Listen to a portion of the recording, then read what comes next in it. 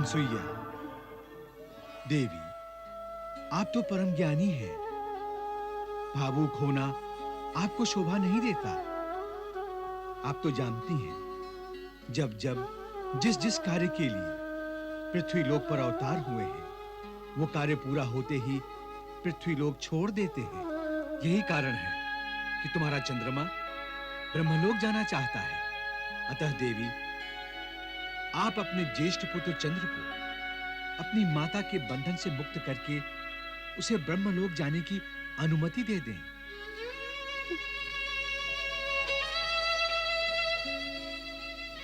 जाओ पुत्र जाओ, तुम्हें मैंने अनुमति दी। मैंने तुम्हें अपनी ममता के बंधन से मुक्त किया। जाओ देवलोक जाके अपनी इच्छा की पूर्ति करो। तुम्हें तुम्हारी मां का आशीर्वाद है।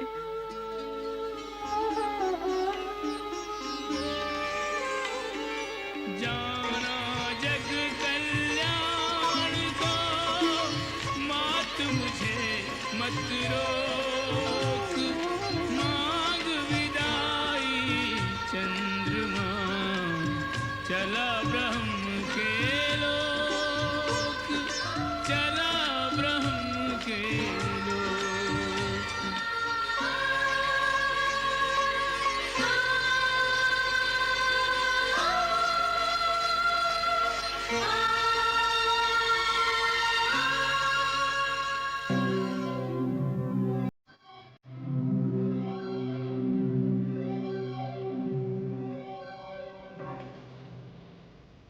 सूर्यदेव, वो देखिए, महर्षि अत्रि का पुत्र आ रहा है।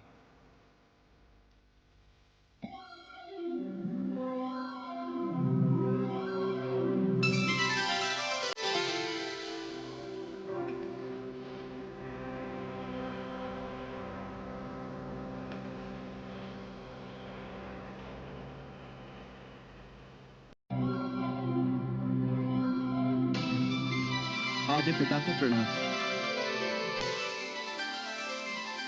सभी देवताओं को प्रणाम। ब्रह्मलोक में तुम्हारा स्वागत है चंद्रमस। क्या पृथ्वीलोक पर मन नहीं लगा चंद्रवंश? अग्निदेव, पूजनीय पिता अत्रि ऋषि से ज्ञान और मां अनुसुया से प्राप्त संस्कारों ने मुझे संपूर्ण ब्रह्मांड को अपना कर्म क्षेत्र बनाने की प्रेरणा दी है। पौत्र हो तुम मेरे। तुम्हारा यहां आना संपूर्ण सृष्टि के लिए लाभकारी है वत्स। सूर्यदेव, अग्निदेव, देववरुण, यदि आपकी सम्मति प्राप्त हो तो मैं चंद्रमस को एक मंडल का प्रजापति घोषित करता हूं। और उस मंडल का नाम होगा चंद्रमंडल।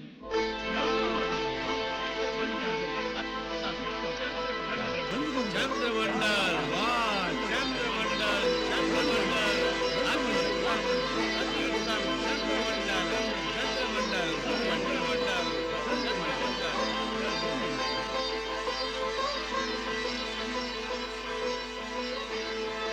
आइए राजा दक्ष, पधारिए। देवगणों, इस शुभ अवसर पर मैं चंद्रमस को अपनी ये 27 कन्याएं इनकी पत्नियों के रूप में भेंट करता हूं। जैसी आपकी इच्छा। पुत्र चंद्रमस, राजा दक्ष तथा देवगणों का आशीर्वाद लो।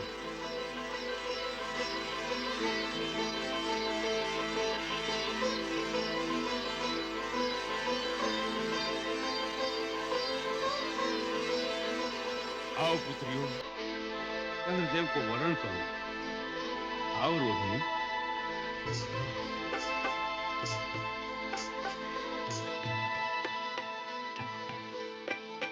दक्ष ने अपनी 27 कन्याओं का चंद्र से ब्याह रचाया।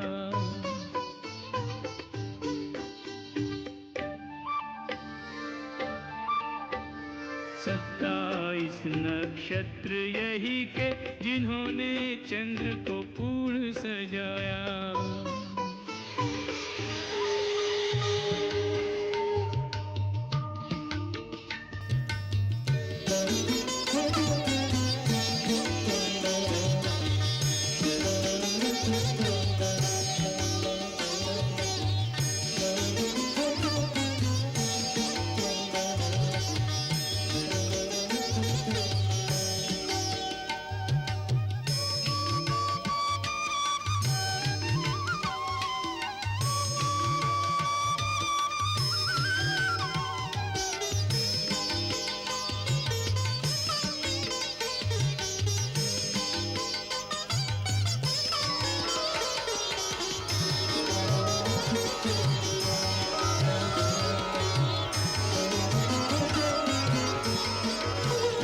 सभी पुत्रियां सदा तुम्हारी आज्ञाकारिणी रहेंगी।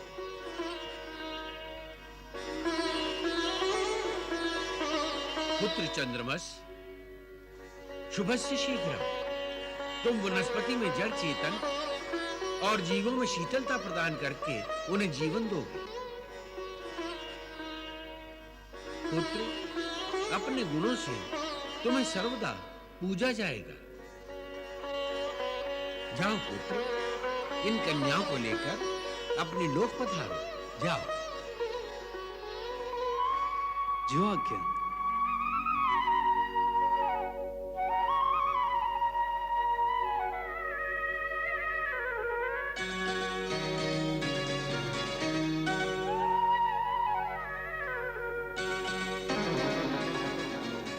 फिर तुमने मेरा अनादर किया, फिर मेरे मना करने पर भी तुमने यह अक्षम्य अपराध किया। जाओ, मैं तुम्हें श्राप देता हूं कि तुम्हारी ये पूजा, तुम्हारा ये तप सब विफल हो जाए। ये दुर्वासा का शाप है, ये दुर्वासा का शाप। जाओ। लगता है दुर्वासा ने क्रोध में आकर फिर से किसी को श्राप दे दिया है प्रभु। आप तो ऐसे कह रही हैं जैसे कोई श्राप नहीं दिया हो, ऐसे ही पत्थर फेंक कर वृक्ष से कोई फल तोड़ दिया हो। ये अच्छी बात नहीं है। श्राप देने से शक्ति का ह्रास होता है, तपोबल खोना पड़ता है अपना। प्रणाम पिताश्री। प्रणाम माताश्री। वत्स, कुछ शंकाएं हैं मेरे मन में, उनका निवारण करो। आपकी शंकाएं और मैं निवारण करूं? क्या दीपक कभी सूर्य को प्रकाश दे सकता है? मेरी इतनी योग्यता कहां जो आपकी शंकाओं का समाधान कर सकूं? वत्स दुर्वासा, मृग को यह पता नहीं कि उसकी नाभि में कस्तूरी है। उसी तरह तुम्हें भी यह ज्ञान नहीं है कि तुम में कितनी श्रेष्ठता और कितनी योग्यता है। कहते हैं मनुष्य का मन ही उसका सबसे बड़ा मित्र है और मन ही उसका सबसे बड़ा शत्रु। वत्स, मित्र शत्रु कब बनता है और क्यों? पिताश्री, मन जब विकारों के अधीन हो जाता है, जब काम, क्रोध, मोह, दंभ, मद आदि मन पर आवश्यकता से अधिक प्रभाव डालते हैं, तब मन मनुष्य का सबसे बड़ा शत्रु बन जाता है। इन विकारों में सबसे अधिक अहितकारी कौन है? क्रोध। वो क्यों? क्रोध के अधीन हो जाने के बाद मनुष्य अच्छे बुरे का अंतर भूल जाता है, उसका विवेक उसका साथ छोड़ देता है। तब मनुष्य और पशु एक समान हो जाते हैं। तुम्हारा विवेक तो तुम्हारे पास है, फिर तुम्हें बात बात पर क्रोध क्यों आता है?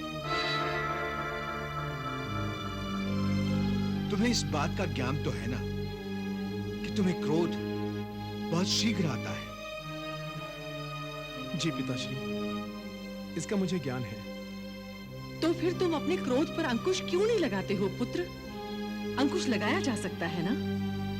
अवश्य माताश्री, मैं पिताश्री का संकेत समझ गया हूं। क्रोध पर अंकुश लगाने के लिए मुझे अब तपस्या करनी होगी। शुभ विचार और शुभ कार्य में देरी क्यों? जाओ वत्स, अपने मन को वश में करके आओ। मन वश में रहेगा तो क्रोध पर अपने आप ही नियंत्रण रहेगा। जो आज्ञा पिताश्री, मुझे आशीर्वाद दीजिए। कल्याण हो वत्स।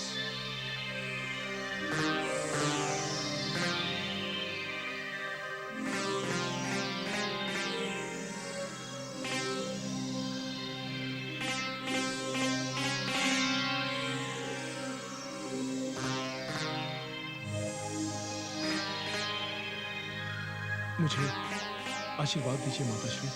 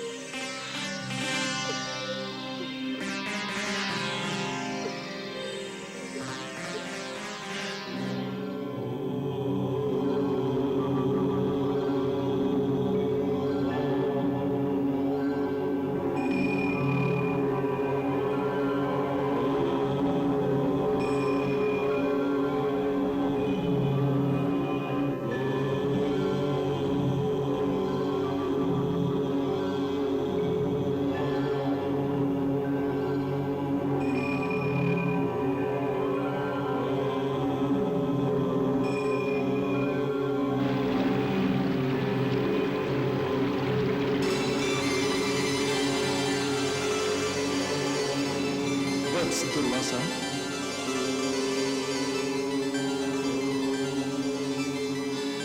आंखें खोलो वत्स।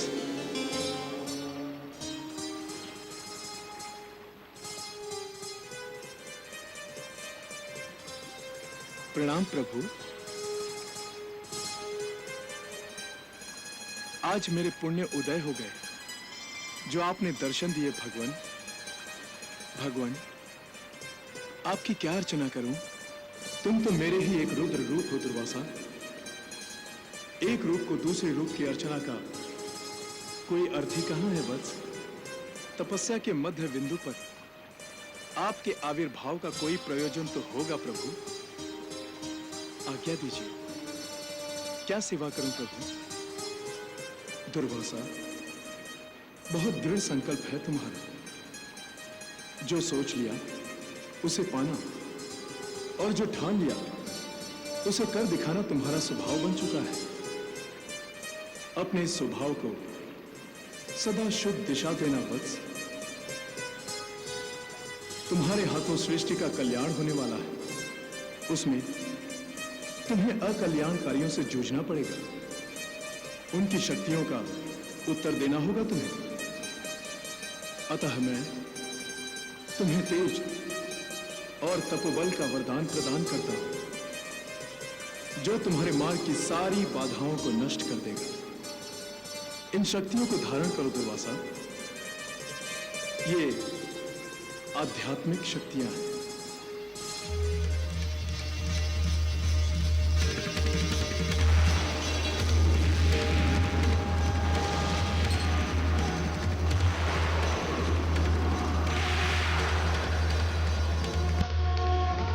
ये आधिदैविक शक्तियां हैं।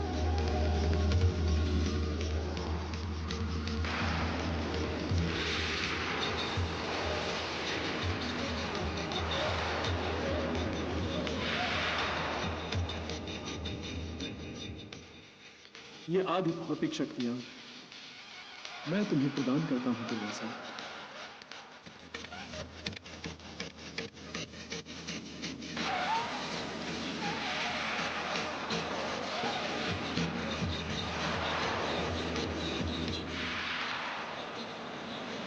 इन समस्त शक्तियों को आत्मसात करो दुर्वासा।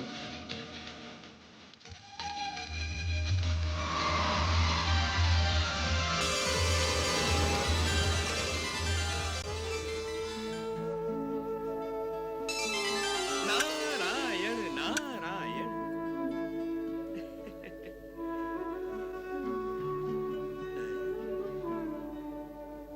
प्रणाम भाभी माँ। देवी, यह क्या आपके मन की उदासी का प्रतिबिंब है जो आपके मुखमंडल पर रेखाओं के रूप में उभर आया है, अथवा यह मेरी अमंगल छाया की प्रतिक्रिया है?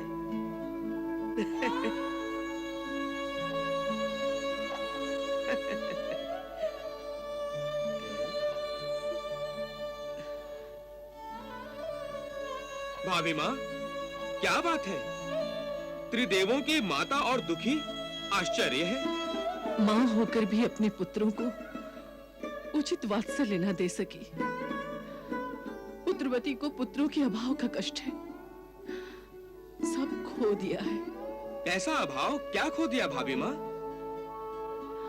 मैं अपने पुत्रों को खो चुकी हूँ देवर्षि। अर्थात? मेरा चंद्रमस ब्रह्मलोक चला गया है और दुर्वासा ने तपोवन में जाकर समाधि लगा ली है।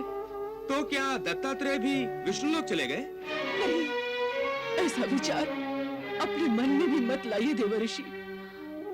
अब एक वो ही तो मेरी ममता की निधि है। वो मुझे छोड़ के चला गया तो मैं तो निर्धन हो जाऊंगी। मैं उसे अपनी आंखों से कभी दूर नहीं होने दूंगी। पुत्र दत्तात्रेय, दत्तात्रेय।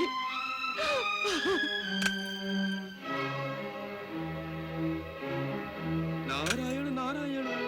भाभी माँ तो फंस गई मोह के जाल में। अब अपनी लीला दिखाइए प्रभु और महासती को माया मोह के चक्रव्यूह से बाहर निकालिए। नारायण नारायण।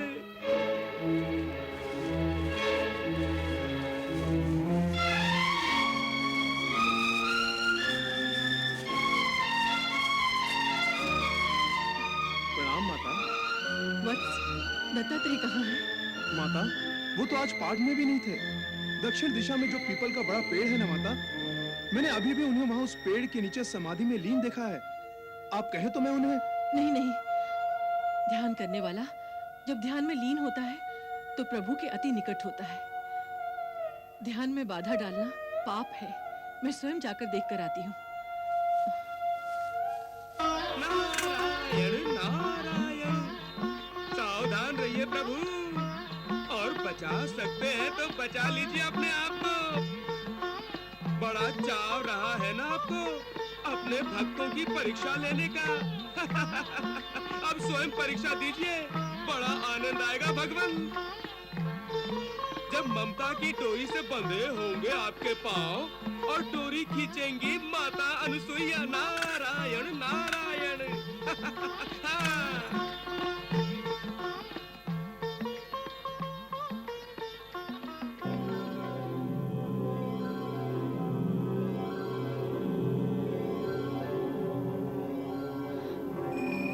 दत्तात्रेय,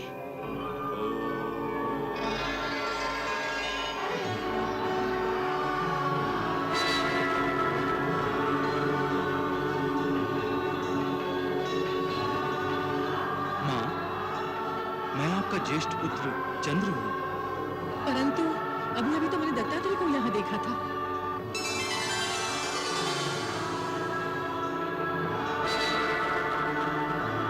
दत्तात्रेय को कैसे देख सकती है माता? मैं तो यहाँ दुर्वासा बैठा हूँ।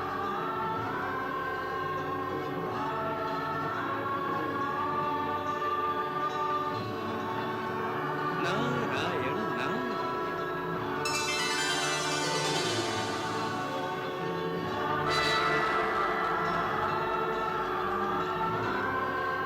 दत्तात्रेय, हाँ माता श्री, मैं ही चंद्र हूँ, मैं ही दुर्वासा हूँ, और मैं ही दत्तात्रेय हूँ। मैं ही ब्रह्मा हूँ, मैं ही विष्णु हूँ, और मैं ही महेश हूँ।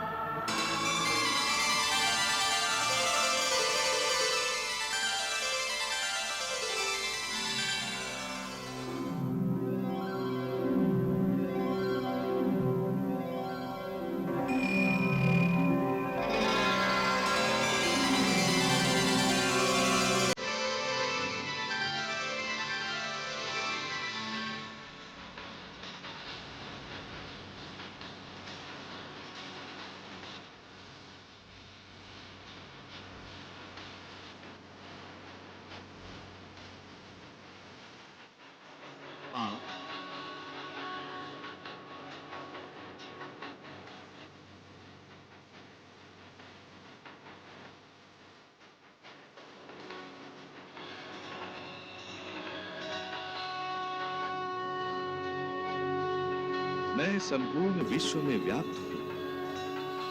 मैं सर्वांतर्यामी हूं। ये जगत मुझ में समाया है और मैं इसमें। किंतु मैं इस जगत में व्याप्त नहीं हूं। ये जगत त्रिगुणात्मक है और मैं त्रिगुणातीत। ये संसार सुख दुख, जीवन मरण, प्रेम घृणा के द्वंद्वों में सांस लेता है और मैं द्वंद्वों से परे केवल आनंद स्वरूप हूं। मेरा अवतार द्वंद्वों की कीच में फंसे मानवों को सीधी राह पर लाने के लिए ही हुआ है। सदाचार प्राणी को अमृत प्रदान करता है, किंतु मानव की प्रवृत्तियां उसे सदाचार पर चलने नहीं देती। सत्य और नीति के प्रचार प्रसार के लिए ही मेरा प्रादुर्भाव हुआ है। आप मुझे अपने मोह के बंधन से मुक्त करके मुझे अपने कर्तव्य के मार्ग पर आगे बढ़ने दें, अन्यथा मेरा अवतार निष्फल हो जाएगा। आप तो स्वयं योगिनी तपस्विनी और वेद विदुषी हैं, फिर आप इस माया के चक्रव्यूह में क्यों फंस रही हैं? आपके तीनों पुत्र तो आपके मन में ही हैं, बाहर तो केवल उनकी प्रतिछाया है।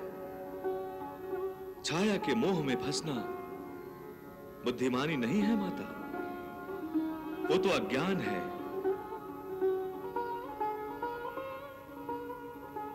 प्रभु, अब आप ही अपनी माता को इस मोह जाल से निकाल सकते हैं। आप तो प्राणी मात्र को सत्य के दर्शन कराते हैं, मुझे अंधेरे से क्यों नहीं निकालते हैं? मुझे इस अंधेरे से निकालो प्रभु, मुझे इस अज्ञान के अंधेरे से निकालो।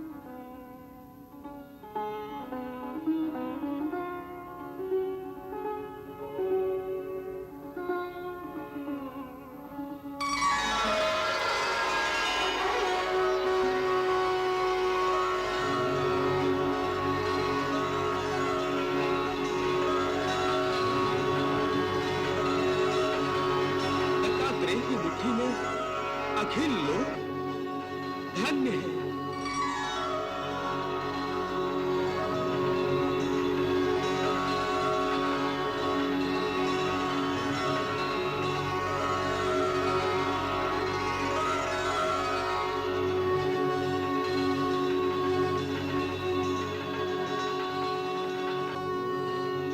ये आप क्या कर रही हैं माता? पुत्र से क्षमा मांग रही है। माँ का दूसरा नाम क्षमा ही है, जो आपके पास है, फिर उसे क्यों मांग रही हैं?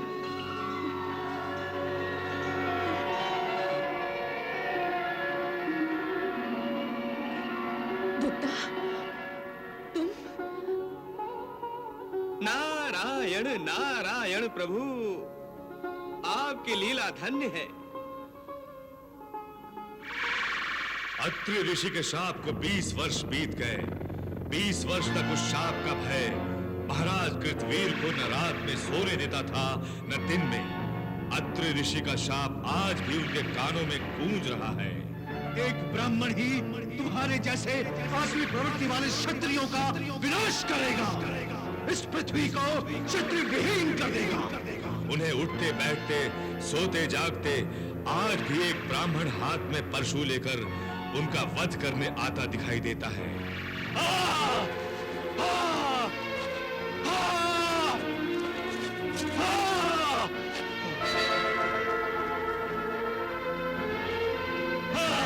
नहीं, आगे मत बढ़ो, आगे मत बढ़ो। नहीं, नहीं।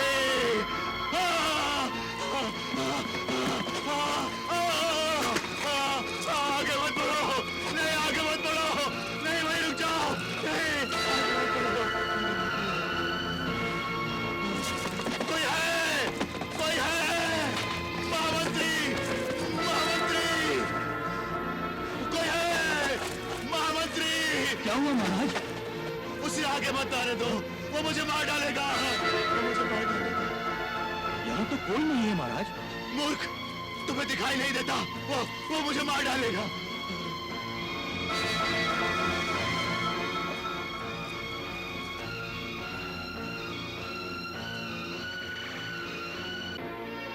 महाराज, ये तो गर्ग मुनि है।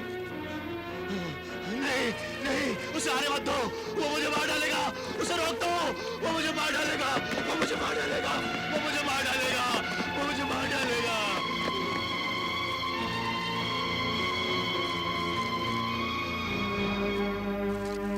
प्रणाम गुरुदेव। गुरुदेव, कितने वर्ष बीत गए, परंतु महाराज की दशा में कोई सुधार नहीं आया। अब तो राज्य के कार्यभार में भी उनका ध्यान नहीं लग रहा है। महामंत्री, युवराज कार्तिवीर्य अर्जुन गुरुकुल से अध्ययन करके वापस आ रहा है। हो सकता है महाराज उसके आने से भयमुक्त हो जाए। गुरुदेव, युवराज तो पहुंचने ही वाले होंगे। महाराज कार्तिवीर्य अर्जुन की जय, महाराज कार्तिवीर्य अर्जुन की जय, महाराज कार्तिवीर्य अर्जुन की जय, महाराज कार्तिवीर्य अर्जुन की जय, महाराज कार्तिवीर्य अर्जुन की जय, महाराज कार्तिवीर्य अर्जुन की जय, महाराज कार्तिवीर्य अर्जुन की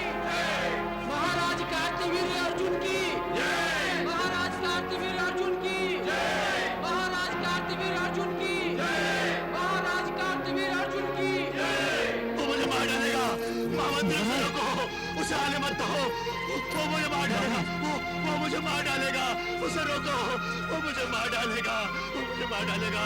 महामंत्री मुझे बचाओ, मुझे बचाओ, मुझे।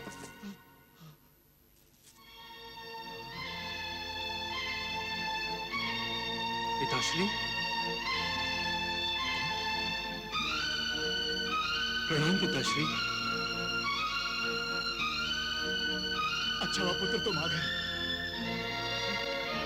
महामंत्री, पुत्र, महामंत्री को समझाओ, वो मेरी बात का विश्वास नहीं करते हैं। इन्हें समझाओ, मेरी बात का विश्वास नहीं करते हैं पुत्र, इन्हें समझाओ, इन्हें समझाओ। वो देखो, वो आ रहा है।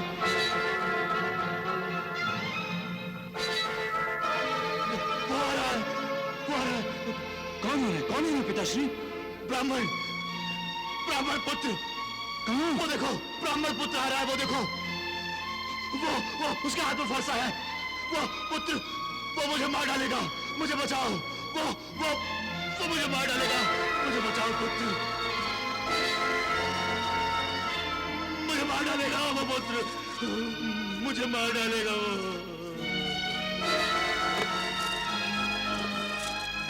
महाराज को कक्ष में ले जाओ।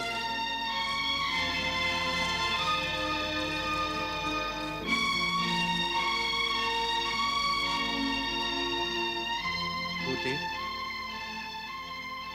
प्रणाम गुरुदेव। गुरुदेव, पिताश्री की ऐसी दशा और मुझे पता तक नहीं। युवराज, राजा कृतवीर अपना मानसिक संतुलन खो बैठे। और क्यों? कारण क्या है? कारण है शाप। शाप? किसका शाप? मैं कुछ जानता नहीं गुरुदेव, मुझे बताइए। युवराज, तब आप गुरुकुल में अध्ययन कर रहे थे जब आपके पिताश्री महर्षि अत्रि और उनकी पत्नी महासती अनुसुईया का अपहरण करने के लिए अत्रि आश्रम पहुंच गए। उस अपराध के दंड स्वरूप महर्षि अत्रि ने आपके पिताश्री को शाप दिया कि जिस तरह उन्होंने ब्राह्मणों का अनादर किया है, उनकी मृत्यु भी ब्राह्मण के हाथ से ही होगी। उस दिन से महाराज सदा ब्राह्मणों से डरते हैं। वो ब्राह्मण अन्य किसी को दिखाई नहीं देता। ये उनके मन का भय है जिसने उन्हें पागल जैसा बना दिया है। गुरुदेव, इसका कोई उपाय नहीं? नहीं युवराज, जिसके मन में मृत्यु का भय कुंडली मार के बैठ जाए, उसे संजीवन मंत्र भी जीवन नहीं दे सकता। धीरज रखिए युवराज, अब आपको ही राज्य संभालना है और अपने साम्राज्य की रक्षा करनी है। आइए।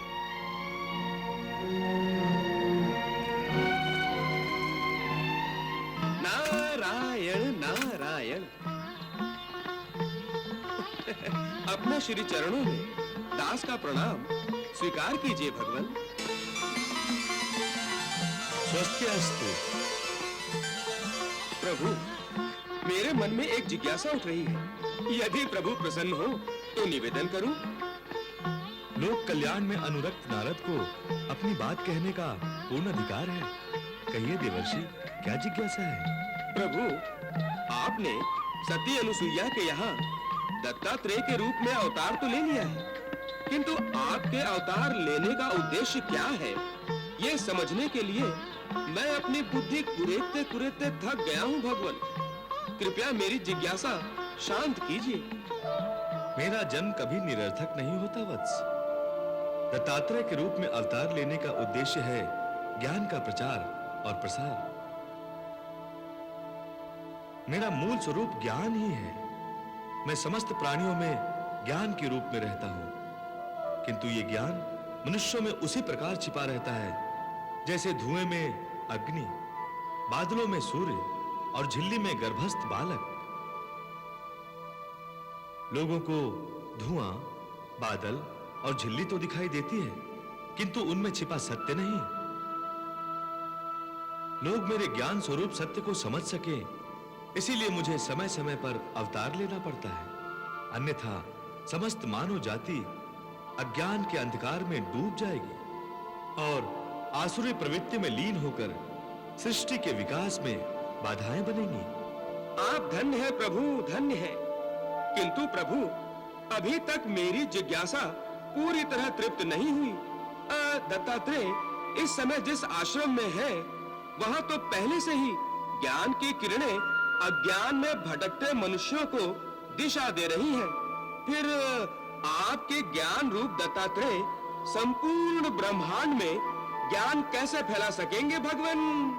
देवर्षि, वृक्ष पर फल समय पर ही पकता है। दत्तात्रेय आश्रम में समाधि लगाकर अपने सत्य स्वरूप को प्राप्त करेंगे और जब उन्हें संपूर्ण सत्य का बोध हो जाएगा तो वो आश्रम छोड़कर चले जाएंगे। माताश्री, पिताश्री, आप दोनों तो स्वयं महाज्ञानी हैं। आप ये भली भांति जानते हैं कि मेरा जन्म किस कारण हुआ है। अब मुझे जाने की आज्ञा दीजिए।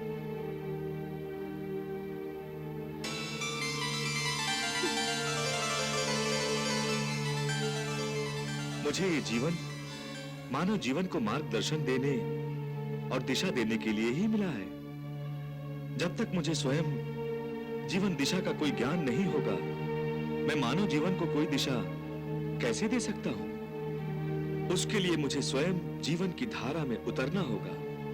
माता, अब मुझे इस आश्रम की मर्यादा से मुक्त कर दीजिए। मुझे मनुष्य के जीवन का ज्ञान प्राप्त करने के लिए विश्वाश्रम में जाने की आज्ञा और आशीर्वाद दीजिए।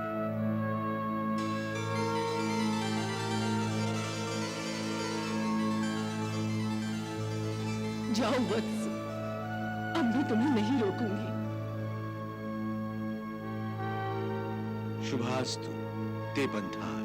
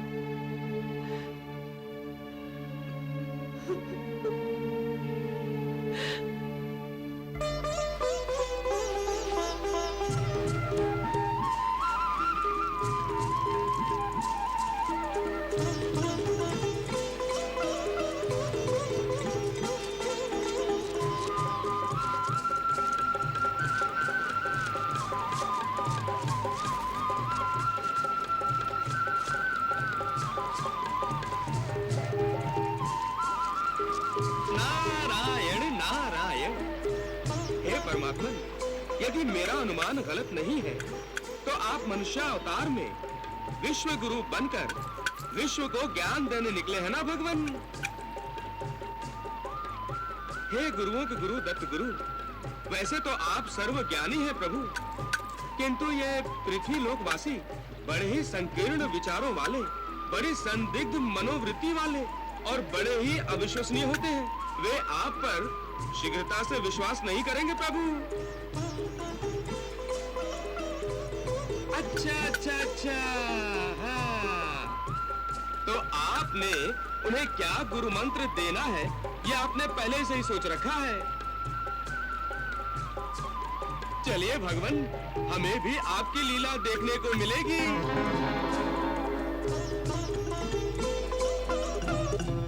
शीघ्र हमें उस पार ले चलो नाविक, वहाँ आचार्य हमारी प्रतीक्षा कर रहे हैं। रुकिए, रुकिए भाई नाविक, हमें भी साथ ले लीजिए।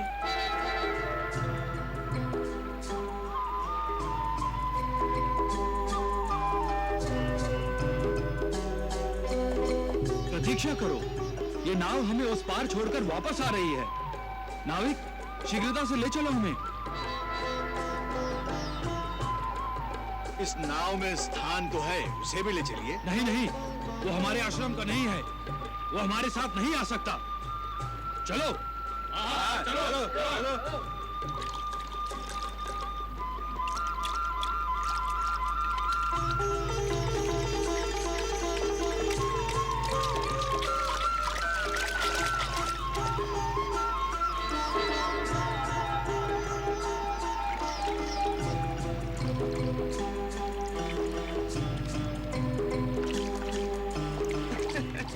ये क्या प्रभु, सर्वोत्तम और सर्वोच्च स्थान के स्वामी के लिए नाव में स्थान नहीं। नारायण नारायण। वत्स, अभी तो लीला आरंभ हुई है। ओहो, अच्छा, नारायण नारायण।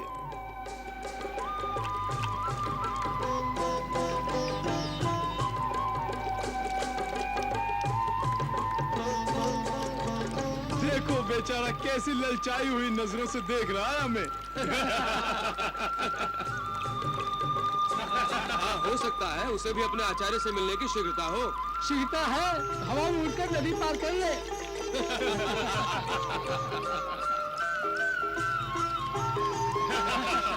अथवा भागकर लांग जा नदी के जल के ऊपर से।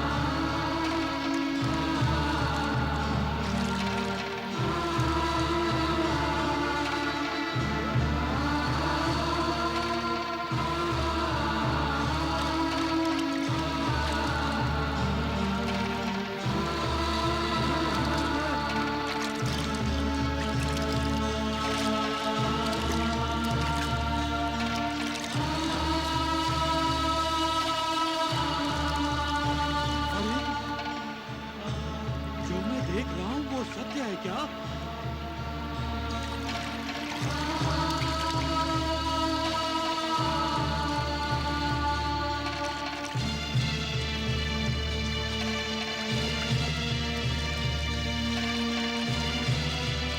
हाँ, वो तो पानी पर चल रहा है।